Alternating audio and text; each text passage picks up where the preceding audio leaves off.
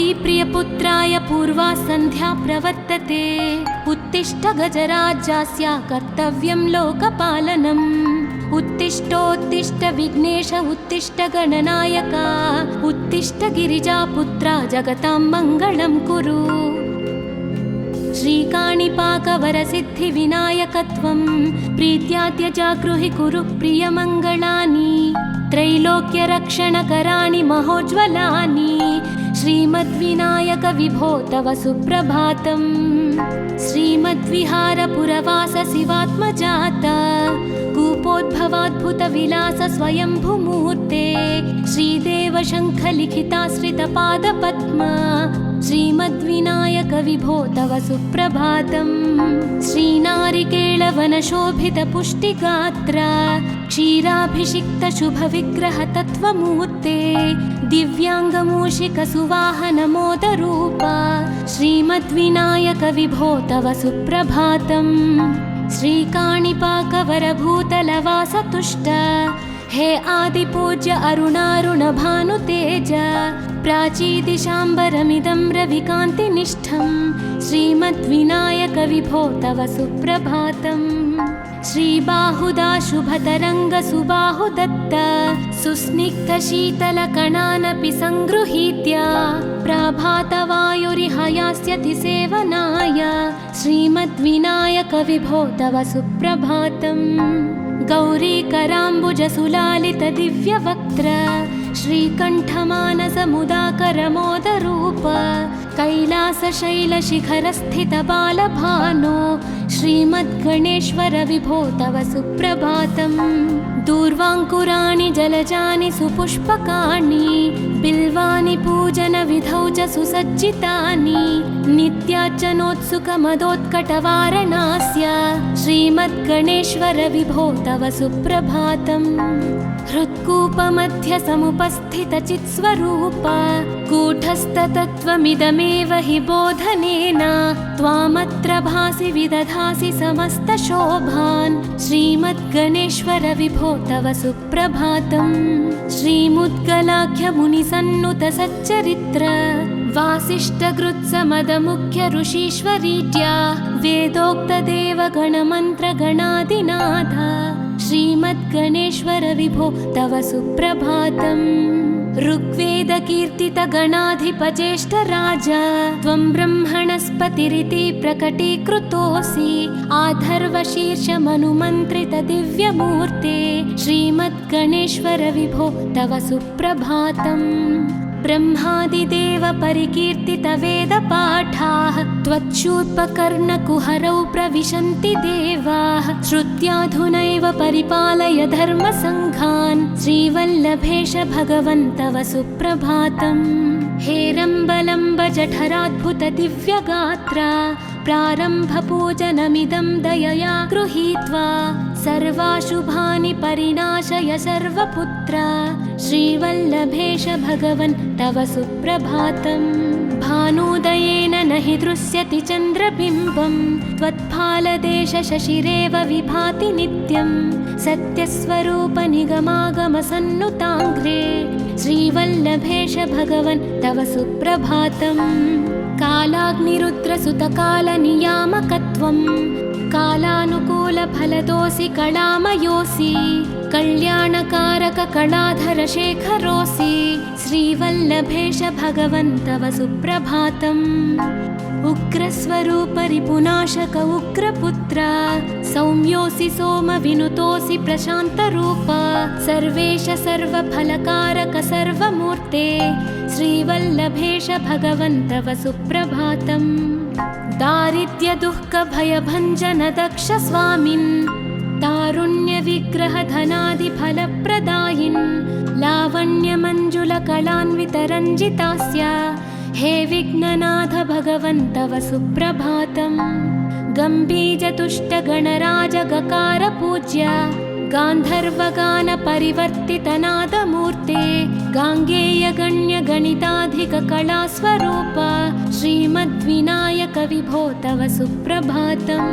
मूलादिचक्रनिलयोच्युतयोगमूर्ते त्वामादिदेवमनुचिन्त्य तरन्ति भक्ताः रागादिदोषपरिहारकवेदवेद्या हे विघ्ननाथ भगवन् तव सुप्रभातम्। लक्ष्म्यादिशक्तियुतशक्ति गणेश्वरोऽसि, दिव्याक्षरोऽसि शुभमन्त्रविराजितोऽसि, तन्त्रादिभिर्नुतनतेष्टतवल्लभेश हे विघ्ननाथ भगवन् तव सुप्रभातम्। नागोपवीतधरनाथ विनोदचित्त, नागास्य नाशित महाघनतानुरक्त, आनन्दतुन्दिलतनो बहिरान्तरस्थ हे विघ्ननाथ भगवन् तव सुप्रभातम्। भद्रे भवक्त्र नवभद्रद भद्रतेज, रुद्रप्रियात्मज मदद्रव शक्तियुक्त, आद्रीशजा मधुरवत्सलता निधान हे विघ्ननाथ भगवन् तव सुप्रभातम्। सर्वार्थसिद्धिफलदायक बुद्धिदायिन्, विघ्नाद्रिवज्रपरिपूज्य चतुर्थी काले, भद्रं पदं दिशसि भक्तगणार्थितोऽसि हे विघ्ननाथ भगवन् तव सुप्रभातम्। बालादिभव्य बहुरूपधरोऽसि देव, चिन्तामणिस्त्वमसि सर्वफलप्रदोऽसि, त्वन्नाम दिव्यमणिरस्ति जगद्धिताय हे विघ्ननाथ भगवन् तव सुप्रभातम्।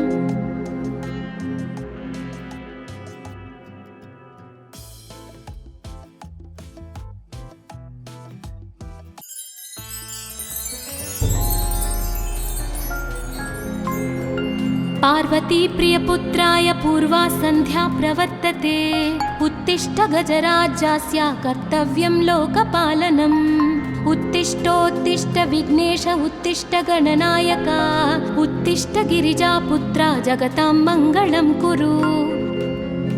श्रीकाणिपाकवरसिद्धिविनायकत्वं प्रीत्याद्य जागृहि कुरु प्रियमङ्गलानि, त्रैलोक्यरक्षणकराणि महोज्ज्वलानि श्रीमद्विनायक विभो तव सुप्रभातम्। श्रीमद्विहारपुरवास शिवात्मजाता, कूपोद्भवाद्भुतविलास स्वयंभुमूर्ते, श्रीदेव शङ्खलिखिताश्रितपादपद्मा श्रीमद्विनायक विभो तव सुप्रभातम्। श्रीनारिकेळवनशोभितपुष्टिगात्र, क्षीराभिषिक्त शुभविग्रह तत्त्वमूर्ते, दिव्याङ्गमूषिकसुवाहनमोदरूपा श्रीमद्विनायक विभो तव सुप्रभातम्। श्रीकाणिपाकवरभूतलवासतुष्ट हे आदिपूज्य अरुणारुणभानुतेज, प्राचीदिशाम्बरमिदं रविकान्तिनिष्ठं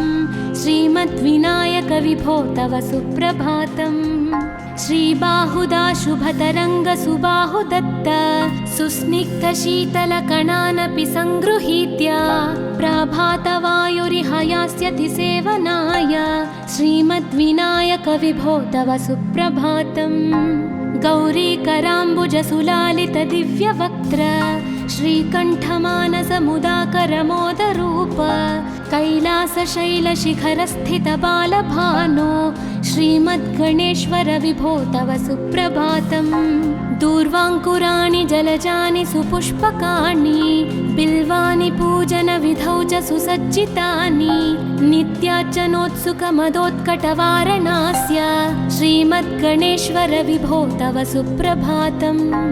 हृत्कूपमध्य समुपस्थितचित्स्वरूप, कूटस्थतत्त्वमिदमेव हि बोधनेन, त्वामत्र भासि विदधासि समस्तशोभान् श्रीमद्गणेश्वर विभो तव सुप्रभातम्। श्रीमुद्गलाख्यमुनिसन्नुत सच्चरित्र, वासिष्ठकृत्समदमुख्य ऋषीश्वरीट्या, वेदोक्तदेवगणमन्त्रगणादिनाथ श्रीमद्गणेश्वर विभो तव सुप्रभातम्।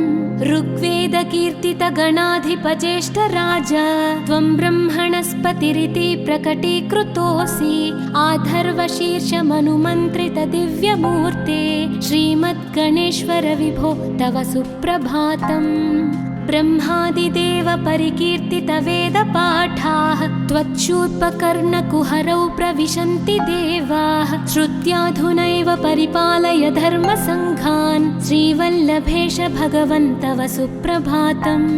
हेरम्बलम्ब जठराद्भुत दिव्यगात्रा प्रारम्भपूजनमिदं दयया गृहीत्वा सर्वाशुभानि परिणाशय सर्वपुत्रा श्रीवल्लभेश भगवन् तव सुप्रभातम्। भानुदयेन न हि दृश्यति चन्द्रबिम्बं त्वत्फालदेश शशिरेव विभाति नित्यं सत्यस्वरूप निगमागमसन्नुताङ्घ्रे श्रीवल्लभेश भगवन् तव सुप्रभातम्।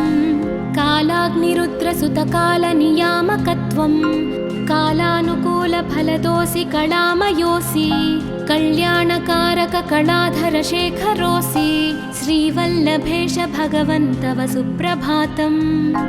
उग्रस्वरूप रिपुनाशक उग्रपुत्र सौम्योऽसि सोमविनुतोऽसि प्रशान्तरूप सर्वेश सर्वफलकारक सर्वमूर्ते श्रीवल्लभेश भगवन् तव सुप्रभातम्।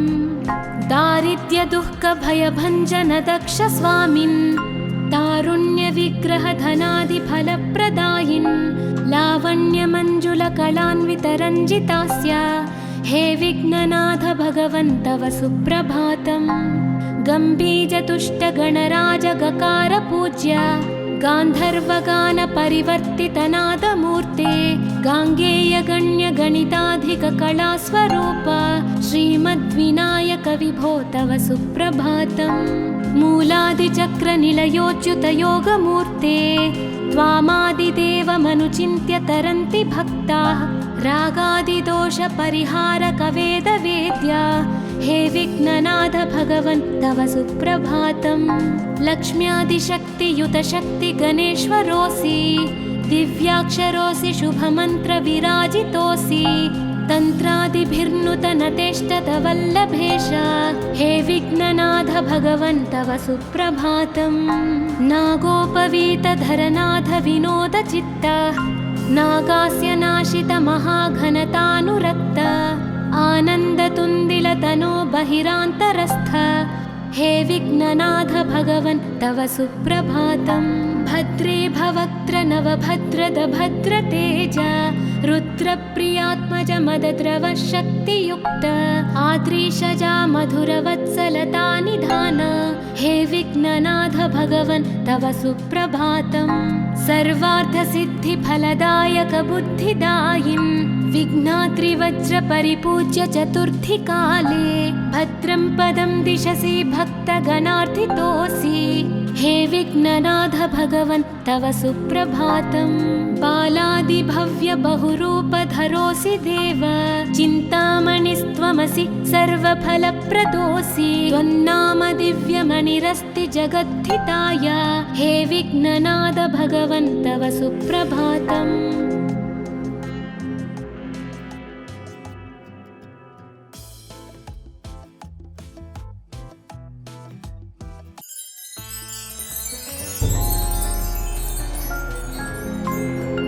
पार्वती प्रियपुत्राय पूर्वा सन्ध्या प्रवर्तते उत्तिष्ठ गजराज्यस्य कर्तव्यं लोकपालनम्।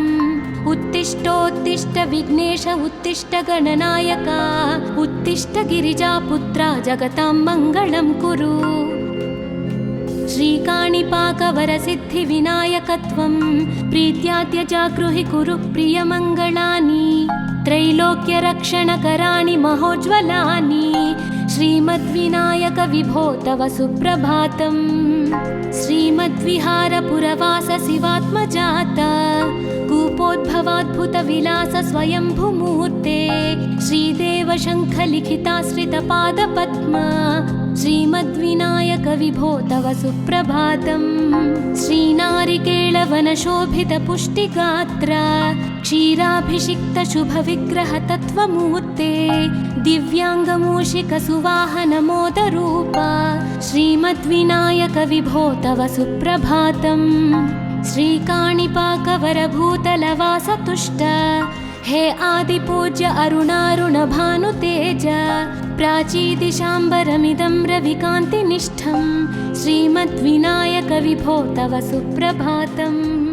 श्रीबाहुदा शुभतरङ्ग सुबाहुदत्त सुस्निग्धशीतलकणानपि सङ्गृहीत्य प्रभातवायुरिह यास्यति सेवनाय श्रीमद्विनायक विभो तव सुप्रभातम्।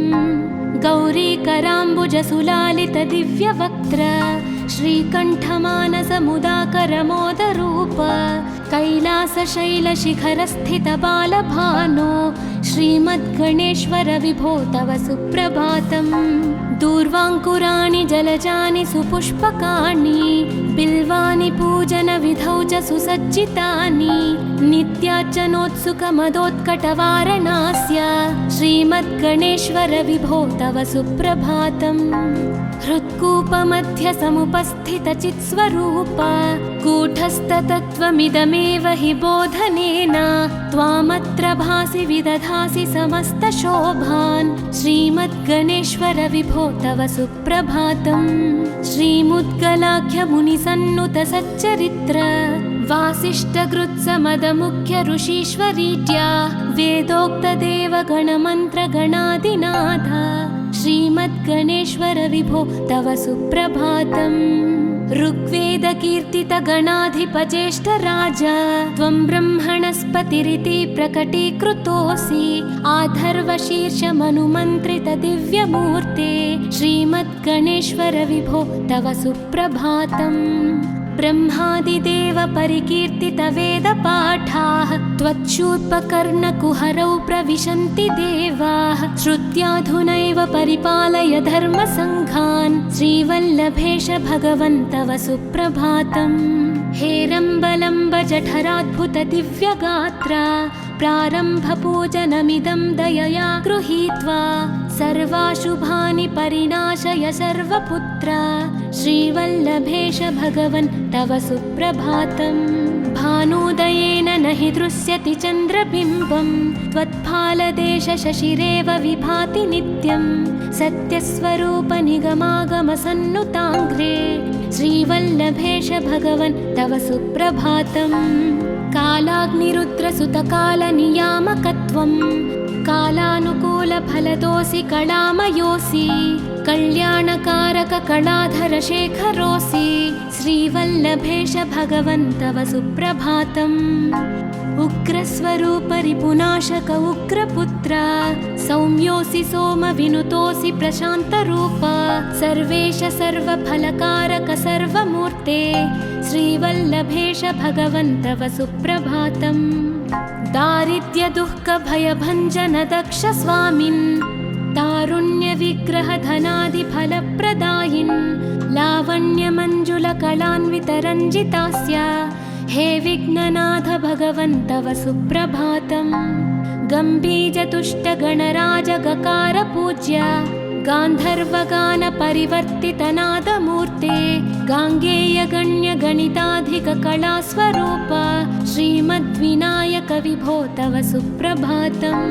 मूलादिचक्र निलयोच्युत योगमूर्ते त्वामादिदेवमनुचिन्त्य तरन्ति भक्ताः रागादिदोष परिहारक वेदवेद्या हे विघ्ननाथ भगवन् तव सुप्रभातम्। लक्ष्म्यादिशक्तियुत शक्ति गणेश्वरोऽसि दिव्याक्षरोऽसि शुभमन्त्र विराजितोऽसि तन्त्रादिभिर्नुत नतेष्टत वल्लभेश हे विघ्ननाथ भगवन् तव सुप्रभातम्। नागोपवीत धरनाथ विनोद चित्त नागास्य नाशित महाघनतानुरक्त आनन्दतुन्दिल तनो बहिरान्तरस्थ हे विघ्ननाथ भगवन् तव सुप्रभातम्। भद्रे भवक्त्र नवभद्रद भद्रतेज रुद्रप्रियात्मज मदद्रव शक्तियुक्त आद्रीशजा मधुरवत्सलता निधान हे विघ्ननाथ भगवन् तव सुप्रभातम्। सर्वार्थसिद्धिफलदायक बुद्धिदायिन् विघ्नात्रिवज्र परिपूज्य चतुर्थी काले भद्रं पदं दिशसि भक्तगणार्थितोऽसि हे विघ्ननाथ भगवन् तव सुप्रभातम्। बालादिभव्य बहुरूपधरोऽसि देव, चिन्तामणिस्त्वमसि सर्वफलप्रदोऽसि। त्वन्नाम दिव्यमणिरस्ति जगद्धिताय, हे विघ्ननाथ भगवन् तव सुप्रभातम्।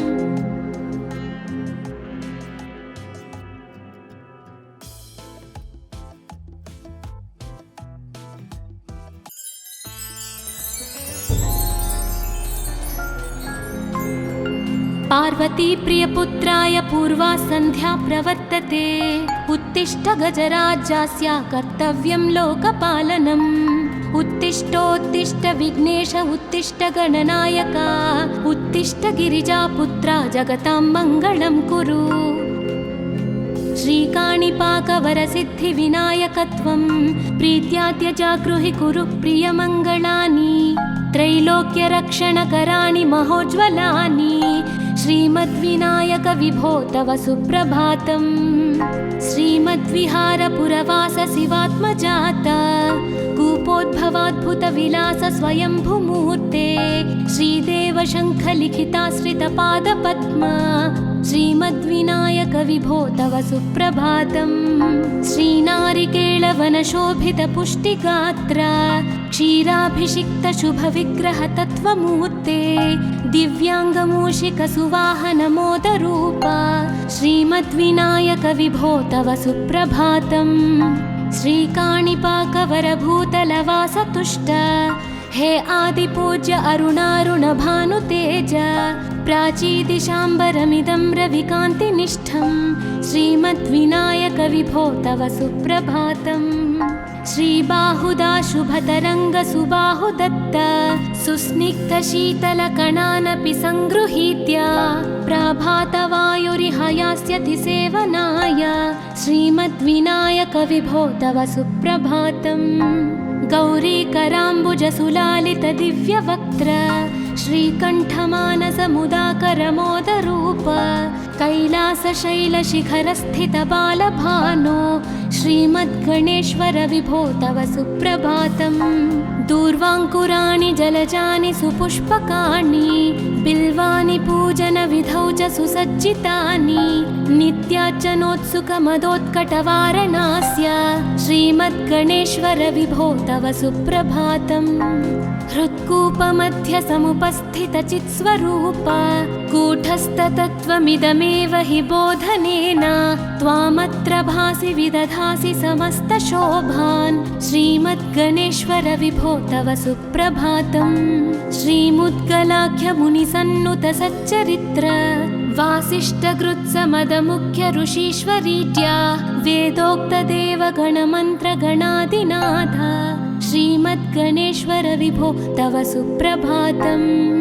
ऋग्वेदकीर्तितगणाधिपज्येष्ठराज, त्वं ब्रह्मणस्पतिरिति प्रकटीकृतोऽसि। आधर्वशीर्षमनुमन्त्रितदिव्यमूर्ते, श्रीमद्गणेश्वर विभो तव सुप्रभातम्। ब्रह्मादिदेव परिकीर्तितवेदपाठाः, त्वच्छूर्पकर्णकुहरौ प्रविशन्ति देवाः। श्रुत्याधुनैव परिपालय धर्मसङ्घान्, श्रीवल्लभेश भगवन् तव सुप्रभातम्। हेरम्बलम्ब जठराद्भुत दिव्यगात्र, प्रारम्भपूजनमिदं दयया गृहीत्वा। सर्वाशुभानि परिणाशय सर्वपुत्र, श्रीवल्लभेश भगवन् तव सुप्रभातम्। भानुदयेन न हि दृश्यति चन्द्रबिम्बं, त्वत्फालदेश शशिरेव विभाति नित्यं। सत्यस्वरूप निगमागमसन्नुताङ्घ्रे,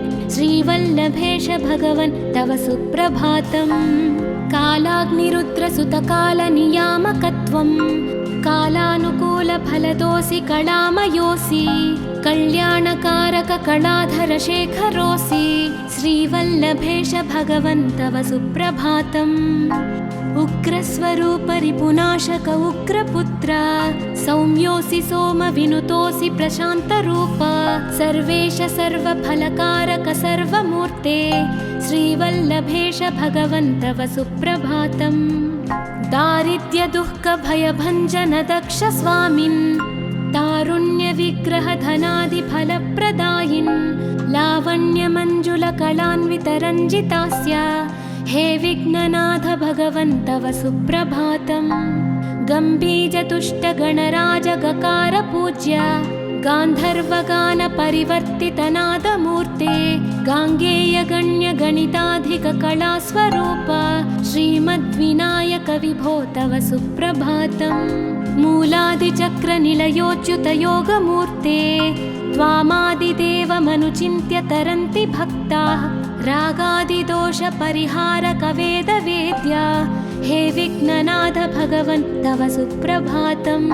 लक्ष्म्यादिशक्तियुतशक्तिगणेश्वरोऽसि दिव्याक्षरोऽसि शुभमन्त्रविराजितोऽसि तन्त्रादिभिर्नुतनतेष्टतवल्लभेश हे विघ्ननाथ भगवन् तव सुप्रभातम्। नागोपवीतधरनाथ विनोदचित्त नागास्य नाशित महाघनतानुरक्त आनन्दतुन्दिलतनो बहिरान्तरस्थ हे विघ्ननाथ भगवन् तव सुप्रभातम्। भद्रे भवक्त्र नवभद्रद भद्रतेज रुद्रप्रियात्मज मदद्रव शक्तियुक्त आद्रीशजा मधुरवत्सलता निधान हे विघ्ननाथ भगवन् तव सुप्रभातम्। सर्वार्थसिद्धिफलदायक बुद्धिदायिन् विघ्नात्रिवज्रपरिपूज्य चतुर्थीकाले भद्रं पदं दिशसि भक्तगणार्थितोऽसि हे विघ्ननाथ भगवन् तव सुप्रभातम्। बालादिभव्य बहुरूपधरोऽसि देव चिन्तामणिस्त्वमसि सर्वफलप्रदोऽसि त्वन्नाम दिव्यमणिरस्ति जगद्धिताय हे विघ्ननाथ भगवन् तव सुप्रभातम्।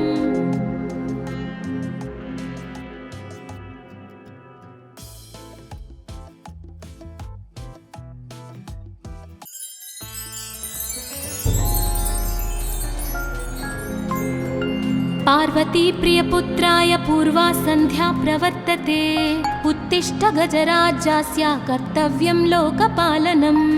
उत्तिष्ठोत्तिष्ठ विघ्नेश उत्तिष्ठ गणनायक उत्तिष्ठ गिरिजापुत्रा जगतां मङ्गलं कुरु।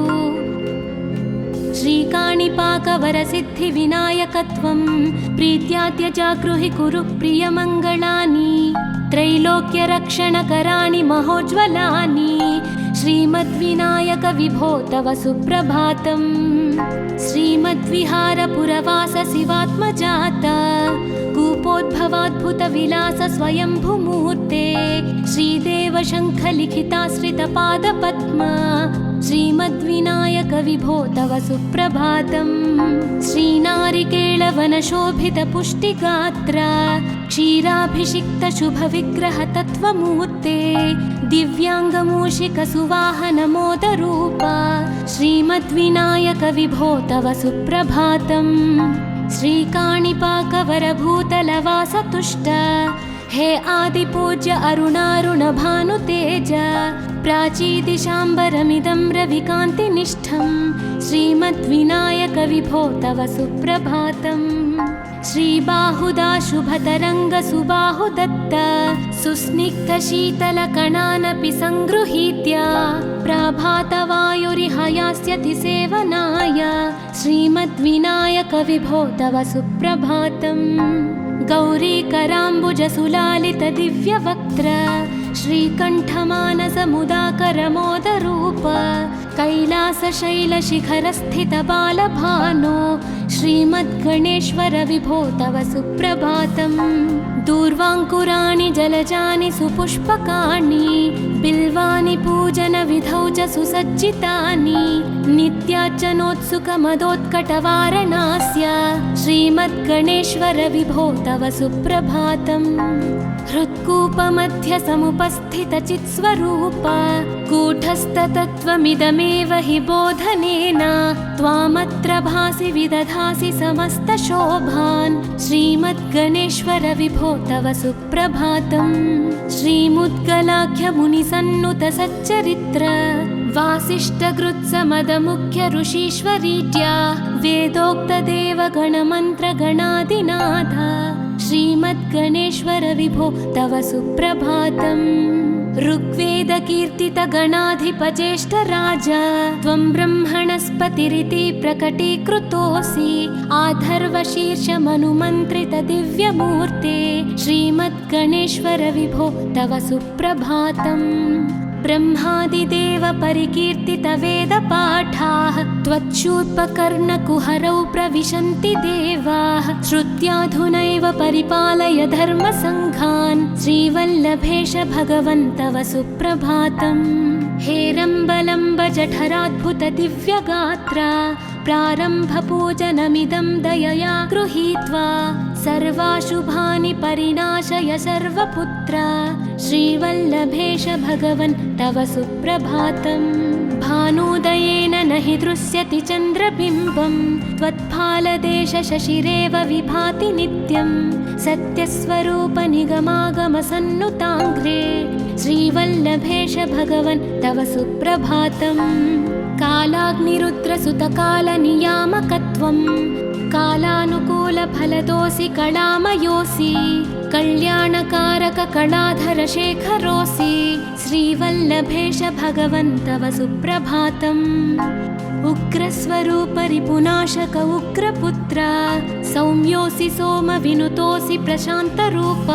सर्वेश सर्वफलकारक सर्वमूर्ते श्रीवल्लभेश भगवन् तव सुप्रभातम्। दारिद्र्यदुःखभयभञ्जन दक्ष स्वामिन् तारुण्यविग्रहधनादिफलप्रदायिन् लावण्यमञ्जुलकलान्वितरञ्जितास्य हे विघ्ननाथ भगवन् तव सुप्रभातम्। गम्भीजतुष्टगणराजगकार पूज्य गान्धर्वगानपरिवर्तितनादमूर्ते गाङ्गेयगण्यगणिताधिककलास्वरूप श्रीमद्विनायक विभो तव सुप्रभातम्। मूलादिचक्रनिलयोच्युतयोगमूर्ते त्वामादिदेवमनुचिन्त्य तरन्ति भक्ताः। रागादिदोषपरिहारकवेदवेद्या हे विघ्ननाथ भगवन् तव सुप्रभातम्।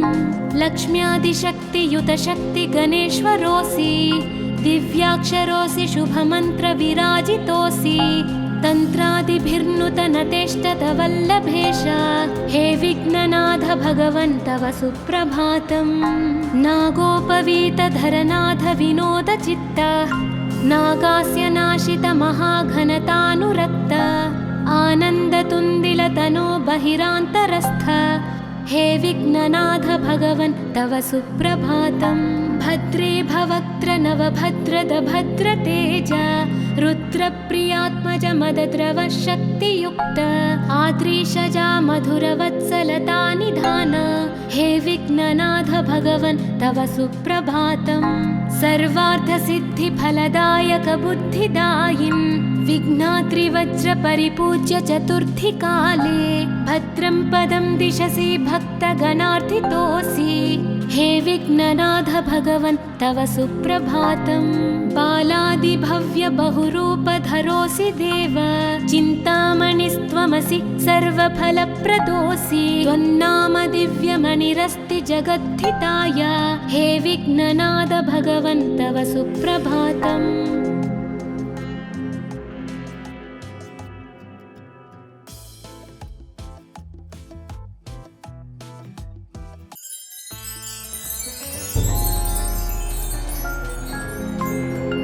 पार्वती प्रियपुत्राय पूर्वा सन्ध्या प्रवर्तते उत्तिष्ठ गजराज्यस्य कर्तव्यं लोकपालनम्।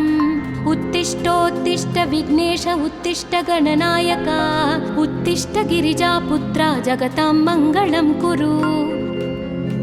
श्रीकाणिपाकवरसिद्धिविनायकत्वं प्रीत्याद्य जागृहि कुरु प्रियमङ्गलानि। त्रैलोक्यरक्षणकराणि महोज्ज्वलानि श्रीमद्विनायक विभो तव सुप्रभातम्। श्रीमद्विहारपुरवास शिवात्मजात कूपोद्भवाद्भुतविलास स्वयंभुमूर्ते श्रीदेव शङ्खलिखिताश्रितपादपद्म श्रीमद्विनायक विभो तव सुप्रभातम्। श्रीनारिकेळवनशोभितपुष्टिगात्र क्षीराभिषिक्तशुभविग्रहतत्त्वमूर्ते दिव्याङ्गमूषिकसुवाहनमोदरूपा श्रीमद्विनायक विभो तव सुप्रभातम्। श्रीकाणिपाकवरभूतलवासतुष्ट हे आदिपूज्य अरुणारुणभानुतेज प्राचीदिशाम्बरमिदं रविकान्तिनिष्ठं श्रीमद्विनायक विभो तव सुप्रभातम्। श्रीबाहुदा शुभतरङ्गसुबाहुदत्त सुस्निग्धशीतलकणानपि सङ्गृहीत्य प्रभातवायुरिहयास्यति सेवनाय श्रीमद्विनायक विभो तव सुप्रभातम्। गौरीकराम्बुजसुलालितदिव्यवक्त्र श्रीकण्ठमानसमुदाकरमोदरूप कैलासशैलशिखरस्थितबालभानो श्रीमद्गणेश्वर विभो तव सुप्रभातम्। दूर्वाङ्कुराणि जलजानि सुपुष्पकाणि बिल्वानि पूजनविधौ च सुसज्जितानि नित्यार्चनोत्सुकमदोत्कटवारणास्य श्रीमद्गणेश्वर विभो तव सुप्रभातम्। हृत्कूपमध्यसमुपस्थितचित्स्वरूप कूटस्थतत्त्वमिदमेव हि बोधनेन त्वामत्र भासि विदधासि समस्तशोभान् श्रीमद्गणेश्वर विभो तव सुप्रभातम्। श्रीमुद्गलाख्यमुनिसन्नुतसच्चरित्र वासिष्ठकृत्समदमुख्य ऋषीश्वरीत्या वेदोक्तदेवगणमन्त्रगणादिनाथ श्रीमद्गणेश्वर विभो तव सुप्रभातम्। ऋग्वेदकीर्तितगणाधिपज्येष्ठराज त्वं ब्रह्मणस्पतिरिति प्रकटीकृतोऽसि आधर्वशीर्षमनुमन्त्रितदिव्यमूर्ते श्रीमद्गणेश्वर विभो तव सुप्रभातम्।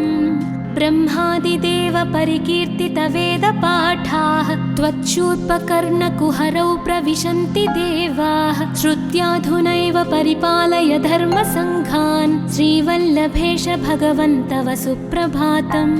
हेरम्बलम्ब जठराद्भुत दिव्यगात्र प्रारम्भपूजनमिदं दयया गृहीत्वा सर्वाशुभानि परिणाशय सर्वपुत्र श्रीवल्लभेश भगवन् तव सुप्रभातम्।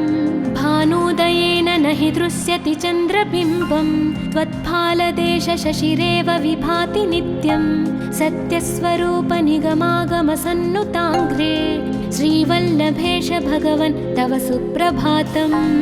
कालाग्निरुद्रसुतकालनियामकत्वं कालानुकूलफलदोऽसि कलामयोऽसि कल्याणकारककलाधरशेखरोऽसि श्रीवल्लभेश भगवन् तव सुप्रभातम्।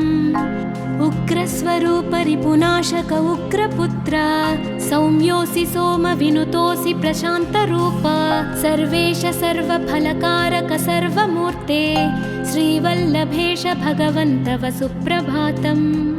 दारिद्र्यदुःखभयभञ्जन दक्ष स्वामिन् तारुण्यविग्रहधनादिफलप्रदायिन् लावण्यमञ्जुलकलान्वितरञ्जितास्य हे विघ्ननाथ भगवन् तव सुप्रभातम्। गम्भीजतुष्टगणराजगकार पूज्य गान्धर्वगानपरिवर्तितनादमूर्ते गाङ्गेयगण्यगणिताधिककलास्वरूप श्रीमद्विनायक विभो तव सुप्रभातम्। मूलादिचक्रनिलयोच्युतयोगमूर्ते त्वामादिदेवमनुचिन्त्य तरन्ति भक्ताः रागादिदोषपरिहारकवेदवेद्या हे विघ्ननाथ भगवन् तव सुप्रभातम्। लक्ष्म्यादिशक्तियुतशक्तिगणेश्वरोऽसि दिव्याक्षरोऽसि शुभमन्त्रविराजितोऽसि तन्त्रादिभिर्नुतनतेष्टतवल्लभेश हे विघ्ननाथ भगवन् तव सुप्रभातम्। नागोपवीतधरनाथ विनोदचित्त नागास्य नाशितमहाघनतानुरक्त आनन्दतुन्दिलतनो बहिरान्तरस्थ हे विघ्ननाथ भगवन् तव सुप्रभातम्। भद्रे भवक्त्र नवभद्रद भद्रतेज रुद्रप्रियात्मज मदद्रव शक्तियुक्त आद्रीशजा मधुरवत्सलता निधान हे विघ्ननाथ भगवन् तव सुप्रभातम्। सर्वार्थसिद्धिफलदायकबुद्धिदायिन् विघ्नाद्रिवज्रपरिपूज्य चतुर्थीकाले भद्रं पदं दिशसि भक्तगणार्थितोऽसि। हे विघ्ननाथ भगवन् तव सुप्रभातम्। बालादिभव्य बहुरूपधरोऽसि देव, चिन्तामणिस्त्वमसि सर्वफलप्रदोऽसि। त्वन्नाम दिव्यमणिरस्ति जगद्धिताय, हे विघ्ननाथ भगवन् तव सुप्रभातम्।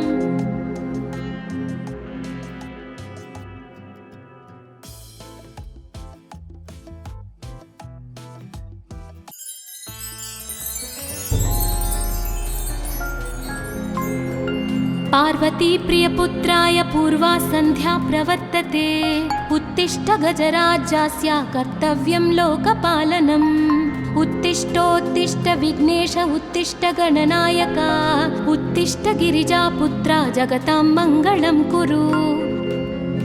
श्रीकाणिपाकवरसिद्धिविनायकत्वं प्रीत्याद्य जागृहि कुरु प्रियमङ्गलानि।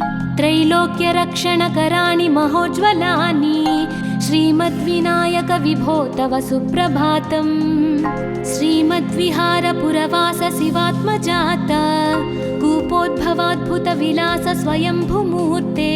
श्रीदेव शङ्खलिखिताश्रितपादपद्मा, श्रीमद्विनायक विभो तव सुप्रभातम्। श्रीनारिकेळवनशोभितपुष्टिगात्र, क्षीराभिषिक्तशुभविग्रहतत्त्वमूर्ते। दिव्याङ्गमूषिकसुवाहनमोदरूपा, श्रीमद्विनायक विभो तव सुप्रभातम्। श्रीकाणिपाकवरभूतलवासतुष्ट, हे आदिपूज्य अरुणारुणभानुतेज। प्राचीदिशाम्बरमिदं रविकान्तिनिष्ठं, श्रीमद्विनायक विभो तव सुप्रभातम्। श्रीबाहुदा शुभतरङ्गसुबाहुदत्त, सुस्निग्धशीतलकणानपि सङ्गृहीत्य। प्रभातवायुरिह यास्यति सेवनाय, श्रीमद्विनायक विभो तव सुप्रभातम्। गौरीकराम्बुजसुलालितदिव्यवक्त्र, श्रीकण्ठमानसमुदाकरमोदरूप। कैलासशैलशिखरस्थितबालभानो, श्रीमद्गणेश्वर विभो तव सुप्रभातम्। दूर्वाङ्कुराणि जलजानि सुपुष्पकाणि, बिल्वानि पूजनविधौ च सुसज्जितानि। नित्यार्चनोत्सुकमदोत्कटवारणास्य, श्रीमद्गणेश्वर विभो तव सुप्रभातम्। हृत्कूपमध्यसमुपस्थितचित्स्वरूप, कूटस्थतत्त्वमिदमेव हि बोधनेन। त्वामत्र भासि विदधासि समस्तशोभान्, श्रीमद्गणेश्वर विभो तव सुप्रभातम्। श्रीमुद्गलाख्यमुनिसन्नुतसच्चरित्र, वासिष्ठकृत्समदमुख्य ऋषीश्वरीत्या। वेदोक्तदेवगणमन्त्रगणादिनाथ, श्रीमद्गणेश्वर विभो तव सुप्रभातम्। ऋग्वेदकीर्तितगणाधिपज्येष्ठराज, त्वं ब्रह्मणस्पतिरिति प्रकटीकृतोऽसि। आधर्वशीर्षमनुमन्त्रितदिव्यमूर्ते, श्रीमद्गणेश्वर विभो तव सुप्रभातम्। ब्रह्मादिदेव परिकीर्तितवेदपाठाः, त्वच्छूर्पकर्णकुहरौ प्रविशन्ति देवाः। श्रुत्याधुनैव परिपालय धर्मसङ्घान्, श्रीवल्लभेश भगवन् तव सुप्रभातम्। हेरम्बलम्ब जठराद्भुतदिव्यगात्र, प्रारम्भपूजनमिदं दयया गृहीत्वा। सर्वाशुभानि परिणाशय सर्वपुत्र, श्रीवल्लभेश भगवन् तव सुप्रभातम्। भानुदयेन न हि दृश्यति चन्द्रबिम्बं, त्वत्फालदेशशशिरेव विभाति नित्यं। सत्यस्वरूपनिगमागमसन्नुताङ्घ्रे, श्रीवल्लभेश भगवन् तव सुप्रभातम्। कालाग्निरुद्रसुतकालनियामकत्वं, कालानुकूलफलदोऽसि कलामयोऽसि। कल्याणकारक कलाधरशेखरोऽसि, श्रीवल्लभेश भगवन् तव सुप्रभातम्। उग्रस्वरूप रिपुनाशक उग्रपुत्र सौम्योऽसि सोम विनुतोऽसि प्रशान्तरूप सर्वेश सर्वफलकारक सर्वमूर्ते श्रीवल्लभेश भगवन् तव सुप्रभातम्। दारिद्र्यदुःखभयभञ्जन दक्ष स्वामिन् तारुण्यविग्रहधनादिफलप्रदायिन् लावण्यमञ्जुलकलान्वितरञ्जितास्य हे विघ्ननाथ भगवन् तव सुप्रभातम्। गम्भीजतुष्टगणराजगकार पूज्य गान्धर्वगानपरिवर्तितनादमूर्ते गाङ्गेयगण्यगणिताधिककलास्वरूप श्रीमद्विनायक विभो तव सुप्रभातम्। मूलादिचक्रनिलयोच्युतयोगमूर्ते त्वामादिदेवमनुचिन्त्य तरन्ति भक्ताः रागादिदोषपरिहारक वेदवेद्या हे विघ्ननाथ भगवन् तव सुप्रभातम्। लक्ष्म्यादिशक्तियुतशक्ति गणेश्वरोऽसि दिव्याक्षरोऽसि शुभमन्त्रविराजितोऽसि तन्त्रादिभिर्नुतनतेष्टतवल्लभेश हे विघ्ननाथ भगवन् तव सुप्रभातम्। नागोपवीतधरनाथ विनोदचित्त नागास्य नाशित महाघनतानुरक्त आनन्दतुन्दिलतनो बहिरान्तरस्थ हे विघ्ननाथ भगवन् तव सुप्रभातम्। भद्रे भवक्त्र नवभद्रद भद्रतेज रुद्रप्रियात्मज मदद्रव शक्तियुक्त आद्रीशजा मधुरवत्सलता निधान हे विघ्ननाथ भगवन् तव सुप्रभातम्।